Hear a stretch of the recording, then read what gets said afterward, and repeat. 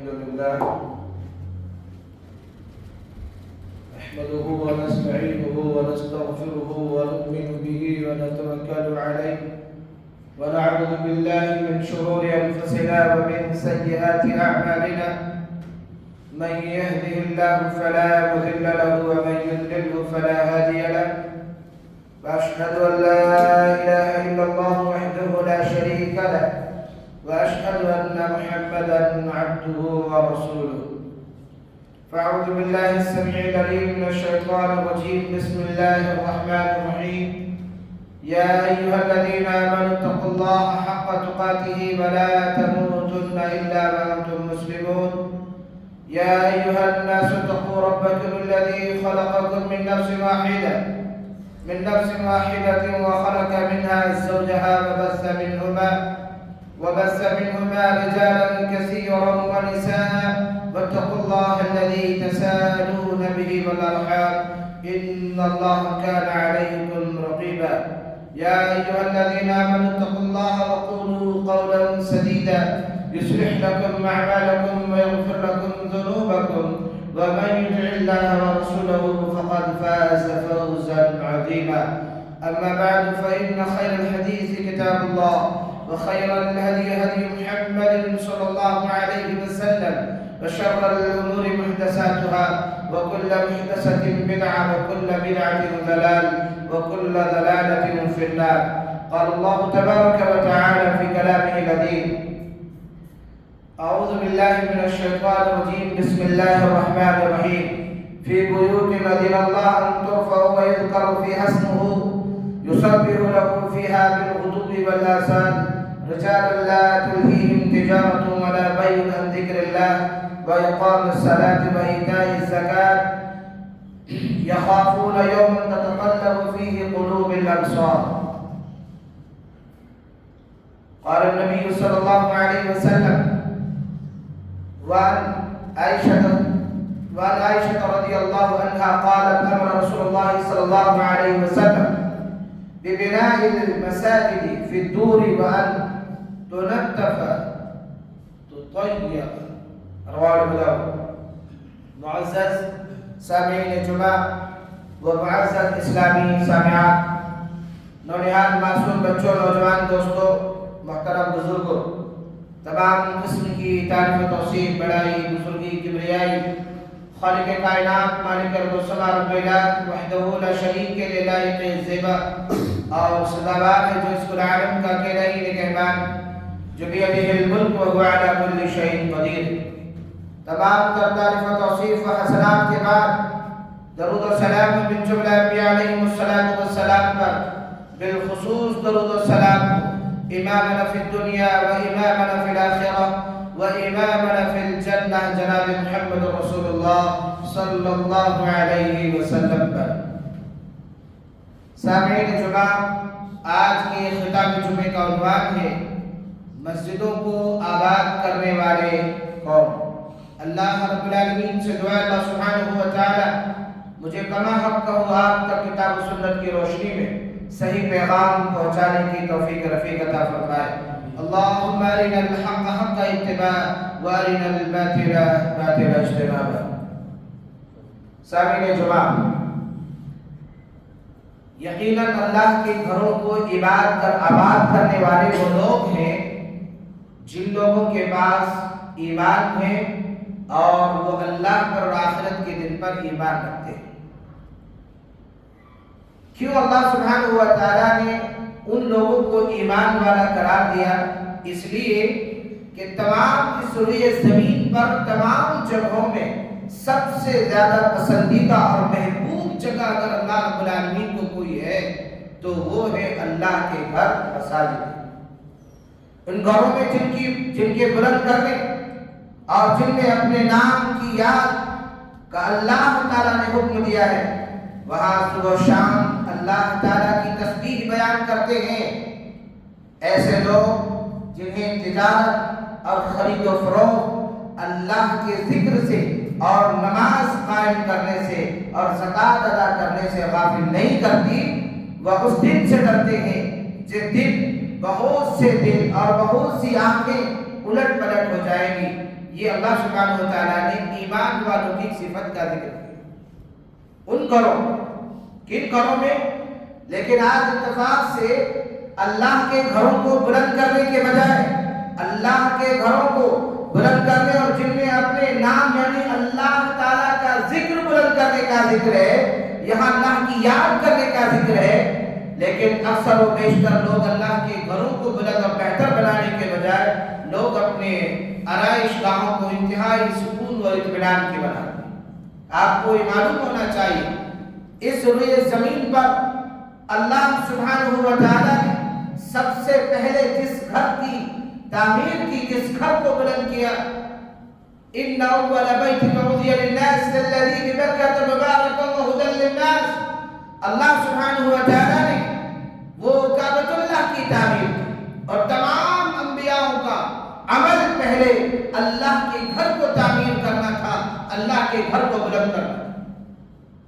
اللہ سبحانہ و تعالیٰ نے سورۃ آل عمران میں سب سے پہلا گھر اللہ کی عبادت گاہ اللہ سبحانہ و تعالیٰ نے کعبۃ اللہ کو کہا جو مکے میں ان اول بیت وضع للناس للذی ببکۃ مبارکا وہدی للعالمین، جو پوری دنیا کے لوگوں کے لیے رشد و ہدایت کا مرکز ہے، وہ اللہ کا گھر کعبۃ اللہ ہے۔ سب سے پہلا گھر کا ذکر اللہ نے قرآن مجید میں کیا۔ آپ انبیاءوں میں دیکھیے سلیمان علیہ السلام سے اللہ سبحانہ و تعالیٰ نے بیت المقدس کی تعمیر کرائی اور تمام انبیاءوں کا مسکن وہ رہا، اور ہمارے رات کے نبی آخری نبی امام الانبیاء جناب محمد رسول اللہ صلی اللہ علیہ وسلم جب ہجرت کر کے مدینہ پہنچے، لوگوں رسول کائنات صلی اللہ علیہ وسلم نے بھی مدینہ پہنچ کر پہلے اپنی رہائش گاہ نہیں دیکھی، پہلے اپنے رہنے کا مقام نہیں تلاش کیا،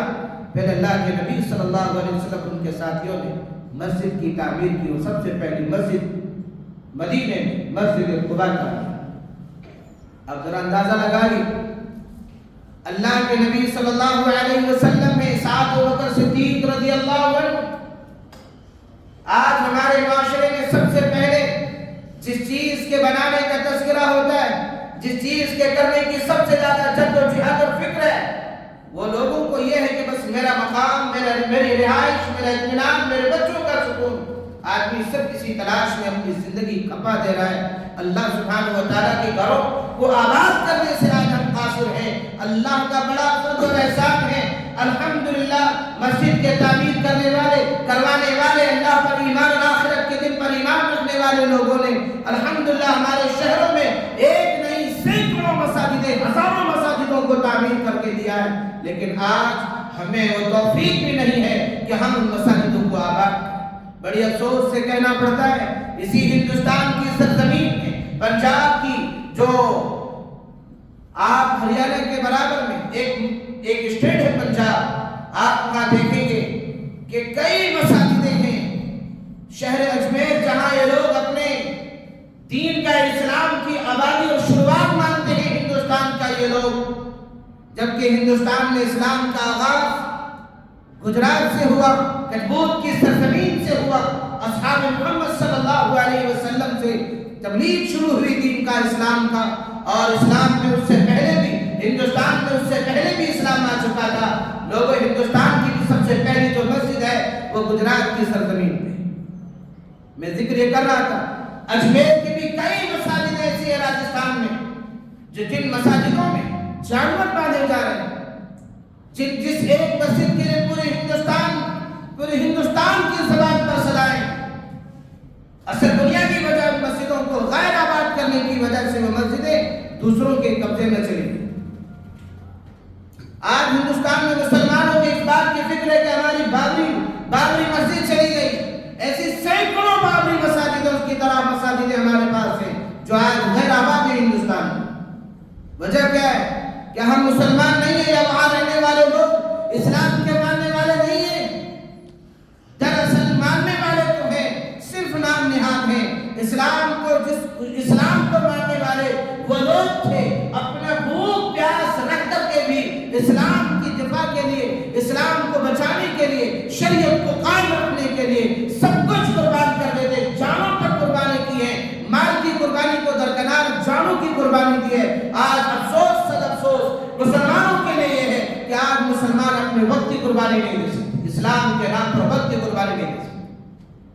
امام کائنات صلی اللہ علیہ وسلم نے کیا فرمایا؟ بنی الاسلام علی خمس شہادت لا الہ الا اللہ و اقام الصلاۃ و ایتاء الزکاۃ۔ ایمان کے بعد، توحید کے بعد سب سے پہلے جس چیز کو مقدم رکھا گیا وہ صلاۃ ہے، اور آج مسلمانوں نے سب سے پہلے جس چیز کو ترک کیا ہے وہ اللہ کے اسلام کی بنیادی ارکان خمسہ کا ایک ستون اسلام نے اٹھا دیا، وہ صلاۃ ہے، وہ نماز ہے، وہ نماز ہے۔ آج مسجدوں کا آواز کس چیز کے ساتھ کی جاتی ہے؟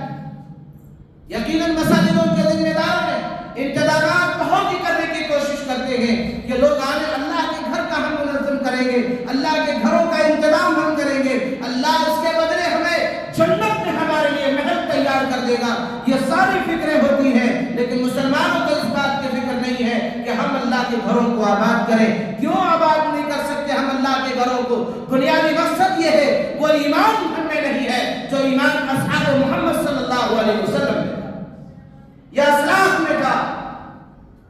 آج بھی اہل عرب کا دستور رہا ہے، وہ لوگ کسی حد تک اسلام کے ماننے والے، وہ ایمان والے ہیں، آج بھی ان کا یہ دستور رہا ہے اہل عرب کا کہ اگر اذان کا وقت ہو جائے، بہترین گاڑیوں میں سفر کرنے کے بعد کڑکتے تیز دھوپ میں بھی وہ مصلی کو زمین پر بچھاتا ہے، کعبۃ اللہ کا رخ کرتا ہے اور اللہ کی عبادت کے لیے کھڑے ہو جاتا ہے۔ وہ بھی مسلمان ہیں، ہم بھی مسلمان ہیں۔ اللہ رب العالمین نے ہمارے ایمان کی تصدیق اور مثال کے لیے اللہ نے قرآن مجید میں واضح طور پر بیان فرمایا، فَإِنْ آمَنُوا بِمِثْلِ مَا آمَنْتُمْ بِهِ فَقَدِ اهْتَدَوْا وَإِنْ تَوَلَّوْا فَإِنَّمَا هُمْ فِي شِقَاقٍ۔ ایمان ہو تو ایسا جیسے اصحاب محمد صلی اللہ علیہ وسلم، مسجدوں کا آباد کرنے والے، انما یعمر مساجد اللہ من آمن باللہ والیوم الآخر، آباد کرنے والے، اللہ کے گھروں کا آباد کرنے والے وہ لوگ ہیں جن کے پاس ایمان باللہ ہے۔ اصحاب محمد صلی اللہ علیہ وسلم کا دور، آج مسلمانوں کا جائزہ لیا جائے، ہمارے معاشرے کا جائزہ لیا جائے، اس وجہ سے ہم صلاح کو ترک کرتے ہیں، اللہ کے گھروں کو غیر آباد کر رہے ہیں کہ ہمارا سکون، ہمارا آرام، ہمارا معاش، ہمارا حال، ہمارا کاروبار کیا ہوگا؟ ہم اس لیے ترک کرتے ہیں۔ اللہ اکبر، اللہ سبحانہ وتعالی فرمایا وَأْمُرْ أَهْلَكَ بِالصَّلَاةِ وَاصْطَبِرْ عَلَيْهَا لَا نَسْأَلُكَ رِزْقًا نَحْنُ نَرْزُقُكَ وَالْعَاقِبَةُ لِلتَّقْوَىٰ۔ اللہ نے تو حکم دیا ہے وَأْمُرْ أَهْلَكَ بِالصَّلَاةِ، تم نماز پڑھو، اپنے گھر والوں کو بھی نماز کا حکم دو۔ وَاصْطَبِرْ عَلَيْهَا لَا نَسْأَلُكَ رِزْقًا نَحْنُ نَرْزُقُكَ، ہم تجھ سے تمہارے گھر والوں کے رزق کا سوال نہیں کریں گے، ہم تجھ سے روزی کا سوال نہیں کرتے۔ لا نسألك رزقا نحن نرزقك، رزق تو دینے والا اللہ ہے، کس کو؟ جو متقی ہیں، اللہ سے ڈرتے ہیں۔ آج ہمارے کاروبار کو مقدم رکھ کر صلاحوں کی ندائیں پہنچنے کے بعد حی علی الصلاح، حی علی الفلاح، صلاح اور کامیابی کی ندا پہنچنے کے بعد بھی ہم اللہ کے گھروں کو غیر آباد کیے ہوئے۔ کیوں؟ ایمان ایسا نہیں ہے جیسا اصحاب محمد صلی اللہ علیہ وسلم کا ایمان ہے، یا ایسا ایمان نہیں ہمارے پاس جیسے اہل عرب کا ایمان ہے۔ افسوس، مسلمان ہم بھی ہیں، مسلمان بھی وہ بھی۔ اللہ سبحانہ وتعالیٰ نے جن کی ایمان کی مثال دیا ہے وہ ایمان اصحاب محمد صلی اللہ علیہ وسلم کی ہے۔ فَإِنْ آمَنُوا بِمِثْلِ مَا آمَنْتُمْ بِهِ فَقَدِ اهْتَدَوْا، اگر بات جیسا ایمان تم لائے ہو، جب یہ آیت نازل ہوئی تھی اس وقت ایمان والے صرف اصحاب محمد صلی اللہ علیہ وسلم تھے۔ اللہ نے کہا فَإِنْ آمَنُوا بِمِثْلِ مَا آمَنْتُمْ، تمہارے بعد والے بھی اگر ایسا ایمان لے آئے ہدایت یافتہ ہو جائیں گے۔ نماز نہ پڑھنے والے، ننگے دھڑنگے رہنے والے، اللہ کے ساتھ شرک کرنے والے لوگ یہ دعویٰ کرتے ہیں کہ جنتی ہم ہیں، ہدایت پرست ہم ہیں، ہم گمراہی نہیں ہو سکتے۔ رب ذوالجلال کی قسم ہے، رب کا قرآن اٹھا کر کے فیصلہ کر لو، رسول اللہ صلی اللہ علیہ وسلم کی احادیث مبارکہ پڑھ لو، رب ذوالجلال کی قسم ہے اگر ایمان کی کسوٹی میں ہمارا ایمان وزن کیا جائے، ایمان کا میزان لگایا جائے تو ہمارا ایمان رتی برابر بھی وزن میں نہیں آئے گا، اس لیے کہ ایسا ایمان ہمارے پاس نہیں کہ ہدایت یافتہ ہو جائے۔ آج ہمارا ایمان، ہمارا مسلمان ہونا نام نہادی، ہمارا ایمان، ہمارا اسلام اس وقت بلند ہوتا ہے ذی الحج کی 10ویں تاریخ کو، اس لیے کہ لوگوں کو اپنی مفاد نظر آتا ہے۔ ایمان ایمان وہ ہو جو ہمیشہ ہو، اور ایسا ایمان ہو کہ جس میں اللہ سبحانہ و تعالیٰ کی ڈر اور خشیت موجود ہو، ہر حال میں اللہ سے ڈرنے والا ہو۔ آج تو ہم میں ایسے بھی لوگ مساجدوں میں اگر کسی وجہ سے ذمہ داروں سے یا کسی بھی طرح سے اگر انتشار اختلاف تھوڑی چھوٹی موٹی بات ہو جائے، یا اگر ذمہ داروں نے کسی کو بڑے آنے والے لوگوں کو اگر سلام نہیں کیا پہلے، تو اس لیے مسجدوں سے آنے سے رک جاتے، اس لیے کہ وہاں کے مؤذن نے، وہاں کے امام نے، وہاں کے ذمہ داروں نے پہلے مجھے سلام نہیں کیا، اس لیے میں مسجد ہی نہیں آؤں گا، میں مسجد کو تنخواہ نہیں دوں گا، میں مسجد کو جو مسجد ہر مہینے میں جو مسجد کو وظیفہ دیتا ہوں میں نہیں دوں گا۔ وہ یہ تصور کرتا ہے کہ وہ وہاں کے ذمہ داروں کو، وہاں کے رہنے والوں کو وہ دے رہا ہے، وہ یہ تصور نہیں کرتا کہ میں اللہ کے گھر کو تعاون کر رہا ہوں، میں کسی شخصیت کو نہیں، میں اس کو دے رہا ہوں جس نے ساری کائنات کو دیا ہوا ہے، اس کے گھر کا تعاون کر رہا ہوں۔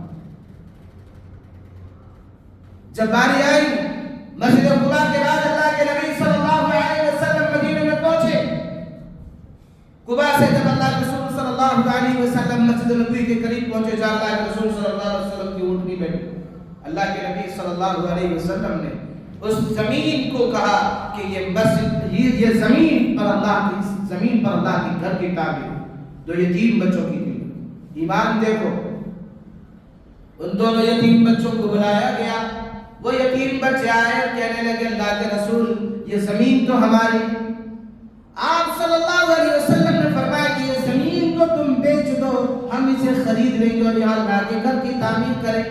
ان بچوں کی یہ کہنا تھا کہ اللہ کے رسول، وہ بچے بھی ایمان لے آئے۔ مصعب بن عمیر رضی اللہ عنہ کی دعوت تبلیغ سے وہ لوگ مسلمان ہو چکے تھے۔ مصعب بن عمیر رضی اللہ عنہ کی دعوت سے اسلام میں آنے کے بعد ان دونوں یتیم بچوں نے کہا اللہ کے رسول، یا رسول اللہ میں یہ زمین اللہ اس کے رسول کے لیے ہبہ کرتا ہوں، اللہ کے رسول ہمارے لیے کیا خوش قسمتی کی بات ہوگی کہ اللہ کے نبی ہمارے اس زمین پر اللہ کے گھر کی تعمیر ہو، جہاں اللہ سبحانہ و تعالیٰ کی عبادت کی جائے گی، جہاں صبح و شام اللہ کا ذکر کیا جائے گا، یہ زمین ہم اللہ اس کے رسول کے لیے ہبہ کرتے ہیں۔ ابو بکر صدیق رضی اللہ عنہ موجود ہے، اللہ کے نبی صلی اللہ علیہ وسلم نے کہا نہیں، یتیم بچوں کی اس زمین کو بغیر اجرت کے، بغیر معاوضے کے نہ لیا جائے۔ اللہ کے نبی صلی اللہ علیہ وسلم رحمت للعالمین تھے، اللہ کے نبی صلی اللہ علیہ وسلم نے ان دونوں بچوں پر رحم فرمائی، آپ صلی اللہ علیہ وسلم نے زمین کی قیمت لگوائی، اور سب سے پہلا تعاون حضرت ابو بکر صدیق رضی اللہ عنہ کا تھا۔ ذرا اندازہ لگا لو، وہ ایمان والے تھے، بھوک پیٹ میں کھانا نہیں، نوالا نہیں، غذا نہیں، پیاس سے لوگوں کی گلا بھی خشک خشک رہتا تھا، لیکن ندائے بلال پہنچنے کے بعد، حی علی الصلاۃ حی علی الفلاح پہنچنے کے بعد، ایک بھی صحابہ رسول صلی اللہ علیہ وسلم مسجد نبوی سے دور میں رہتے تھے۔ اس وقت صحابہ کی بات تو درکنار، منافقین بھی مسجد میں آیا کرتے تھے۔ لوگوں ذرا اندازہ لگا لو کہ آج ہمارا درجہ نہ صحابہ کی طرح ہے، نہ مومنوں کی طرح ہے، نہ ہمارا معاملہ منافقوں کی طرح، بلکہ منافق بھی تو ڈر کے آگے پچھلی صف میں کھڑے ہوا کرتے تھے۔ ہم اس درجے کے مسلمان ہیں کہ پوری صلاح ختم ہو جانے کے باوجود بھی ہم مساجدوں کا رخ تک نہیں کر سکتے۔ ہماری زندگی میں ایک بات لگی ہوئی ہے، ہائے میری دنیا، ہائے میرے کاروبار، ہائے میرے بچے۔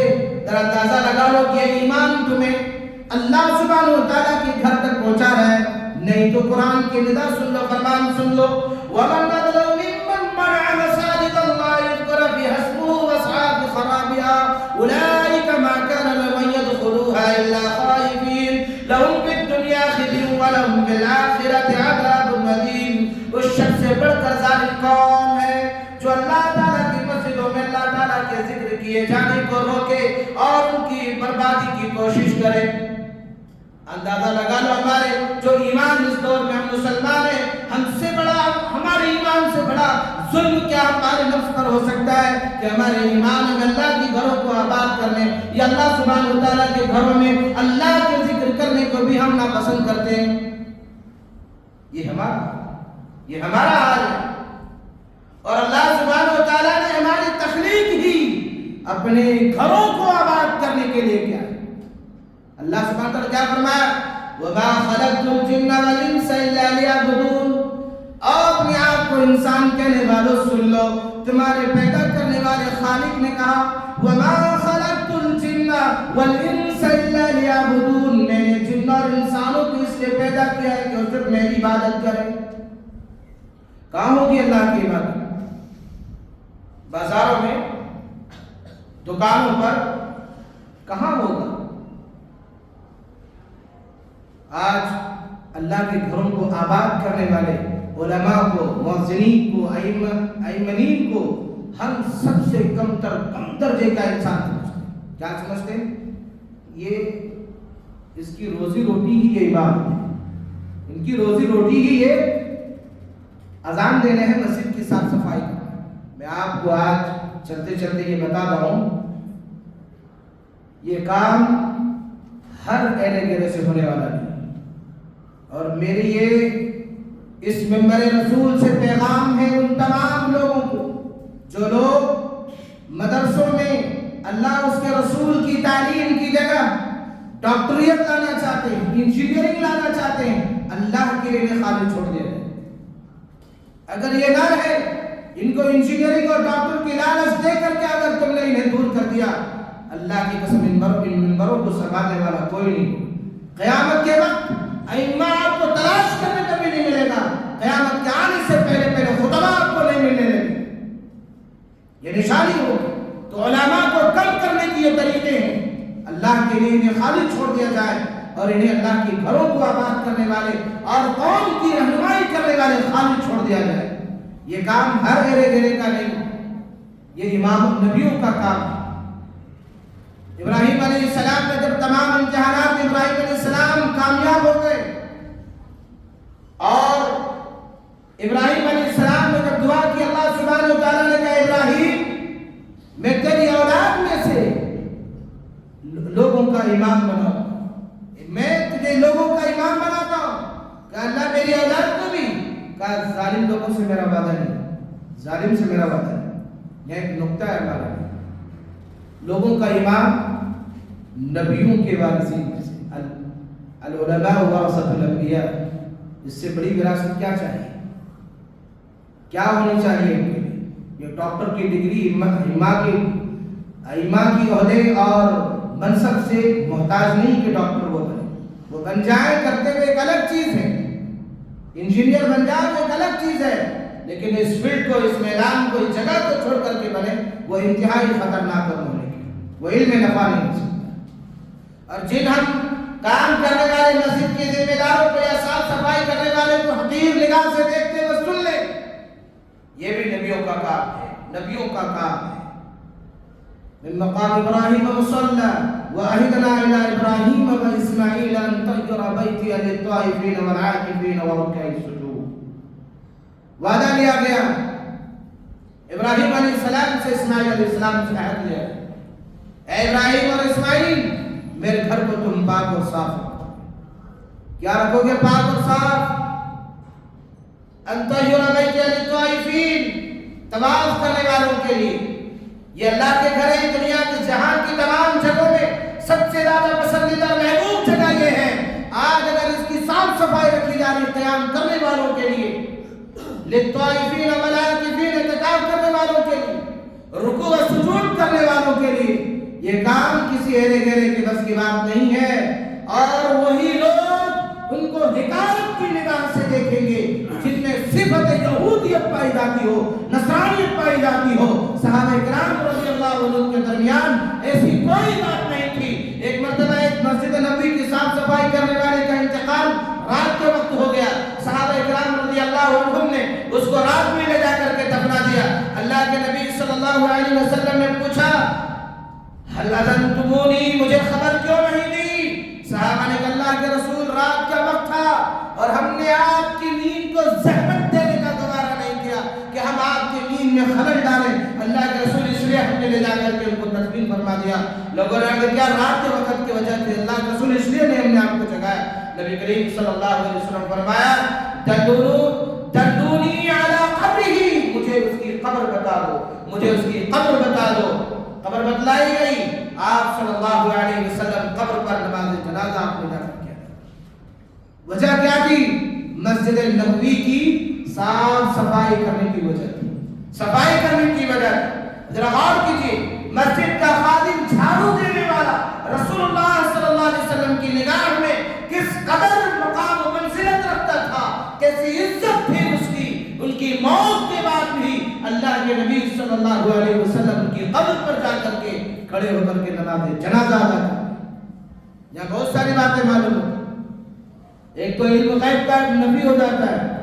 مسجد نبوی کے حجرے میں اللہ کے رسول صلی اللہ علیہ وسلم نے, یا مدینے میں اللہ کے نبی صلی اللہ علیہ وسلم امہات المؤمنین کے گھروں میں اللہ کے رسول کو پتہ نہیں کہ مسجد نبوی کے خادم کا انتقال ہوا. غیب کا علم ہوتا, اللہ کے رسول یہ نہیں پوچھتے صحابہ سے کہ مجھے حل اذنتمونی, تم نے مجھے خبر کیوں نہیں دی. علم ہوتا تو اللہ رسول صلی اللہ علیہ وسلم کو پتہ چلتا. وقت ہو چکا ہے. ایک آخری حدیث جو میں نے پڑھی تھی اس کا میں انشاءاللہ خلاصہ کر کے اپنی تقریر کو ختم کر دوں گا. نبی کریم صلی اللہ علیہ وسلم نے فرمایا, من بنا للہ مسجدا بنى اللہ له بیتا فی الجنہ, جس نے اللہ کے لیے مسجد بنائی زمین پر, اللہ تعالیٰ اس کے لیے جنت میں گھر بنا دیتا ہے. ایک آخری حدیث ابو داؤد کے عائشہ صدیقہ رضی اللہ عنہا راوی حدیث ہیں, امر رسول اللہ صلی اللہ علیہ وسلم ببناء المساجد فی الدور وان تلطف وتطیب. رسول اللہ صلی اللہ علیہ وسلم نے آبادیوں اور کالونیوں میں مسجدیں بنانے کا حکم دیا. کہا آبادیوں میں اور کالونیوں میں. کیوں؟ آبادیوں میں لوگ آباد رہتے ہیں, وہ لوگ اللہ کے گھروں کو آباد کریں. کالونیوں میں لوگ رہتے ہیں, وہ اللہ کے گھروں کو آباد کریں گے اور انہیں صاف ستھرا رکھنے اور خوشبو لگانے کا حکم دیا کہ آپ ان مسجدوں کو صاف ستھرا رکھیں اور اس میں خوشبو لگائیں. اللہ کا بڑا فضل ہے الحمدللہ. جب اس مسجد کو پہلی بار آیا الحمدللہ انتہائی سکون اور اطمینان دکھا. الحمدللہ صفائی کی, اور آج آئے تو الحمدللہ خوشبو سے معطر کی یہ مسجد. آپ نے بھی یہ خوشبو محسوس کی ہوگی. الحمدللہ یہ مسجد آبادیوں میں ہی ہے. اللہ سے دعا اللہ سبحانہ وتعالی ہم تمام کو مسجدوں کو آباد کرنے والا بنائے. اللہ مسجدوں کو آباد کرنے والا بنائے, اور وہ بھی ایسا آباد کرنے والا بنائے جیسا آباد کرنے والے کو اللہ کو پسند فرماتا ہے.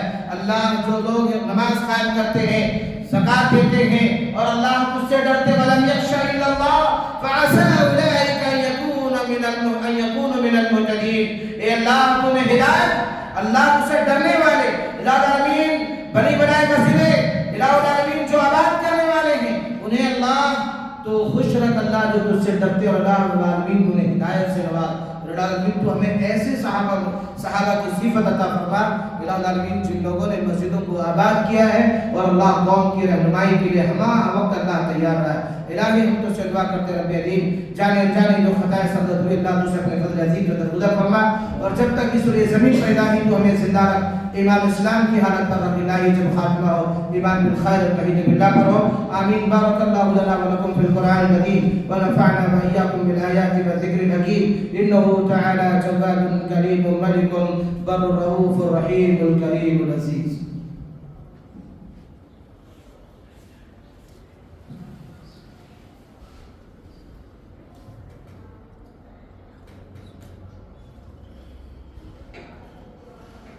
الحمد لله وحده والصلاة والسلام من لا على نبي بعد. أما بعد فإن أصدق الكلام كلام الله وأصدق الهدى هدى محمد صلى الله عليه وسلم, وشر الأمور محدثاتها وكل محدثة بدعة وكل بدعة ضلالة وكل ضلالة في النار. قال الله تبارك وتعالى في كلامه العظيم, أعوذ بالله السميع العليم من الشيطان الرجيم, بسم الله الرحمن الرحيم. إن الله وملائكته يصلون على النبي يا أيها الذين آمنوا صلوا عليه وسلموا تسليما. اللهم صل على محمد وعلى آل محمد كما صليت على إبراهيم وعلى آل إبراهيم إنك حميد مجيد. اللهم بارك على محمد وعلى آل محمد كما باركت على إبراهيم وعلى آل إبراهيم إنك حميد مجيد. إن الله يأمر بالعدل والإحسان وإيتاء ذي القربى وينهى عن الفحشاء والمنكر والبغي يعظكم لعلكم تذكرون. اذكروا الله يذكركم وادعوه يستجب لكم ولذكر الله أكبر والله يعلم ما تصنعون.